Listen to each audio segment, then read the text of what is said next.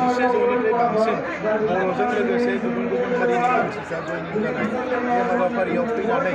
आङो गोजोननाय मोन्दों आरो जोंनि मोनसे दालाय हिसाबै बे ब्लक कमिटिया जिखिनि खामानि मावदों रायजो राजानि बेनि मोनसे अनसायनाय मोन्दों बेखौ जोङो नुनो मोन्दों बेयाव मोनसे क्लियार पिक्सार फैदों जे फैगौ बिसायख'थियाव जे बङाइगाव समष्टिया UPPLनि देरहासिगोन बिनि क्लियार मोनसे पिक्सार नुनो मोन्दों। गोबाव सम बेवहाय बिटिआरनि बिजाथि देरहादों आरो बिथांमोना नांगौबायदि खामानिफोरखौ रायजो राजानि मावबोनो हायाखै जायनि थाखाय रायजो राजाफोरनि गेजेराव मोनसे फुजिनाय दुखु मोननाय फैदों आरो बिनि थाखायनो दिनै गुबुन गुबुन रायजो राजाफ्रा फैनानै बेवहाय जयेन जाफैदों UPPL आरोबाव जों खोनानो मोन्दों आरोबाव हाजार हाजार रायजो राजाफ्रा बेवहाय जयेन जाबावगोन आरो आङो दिनै 40टा समष्टियाव बेरायनानै बेखौनो नुदों जे फैगौ मास मोनसे मोननैनि उनाव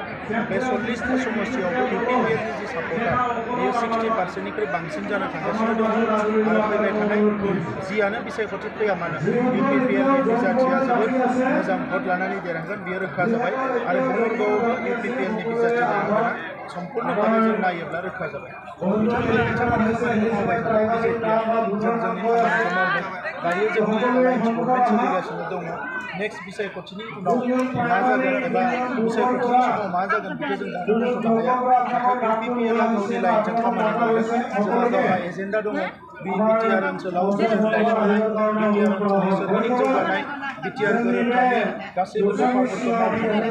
आरो बेफोर एजेन्डाखौ लानानै जों गोख्रोङै खामानि मावबाय थादों आरो बेखौ नुनानै दिनै रायजो राजाफोरनियाव मोनसे फोथायनाय फैदों आरो बे फोथायनायखौ लानानै UPPLआ जों गोख्रोंनिफ्राय गोख्रों बिटिआर ओनसोलनि सोरगिदिं जौगानायनि थाखाय जों खामानि मावगासिनो दङ।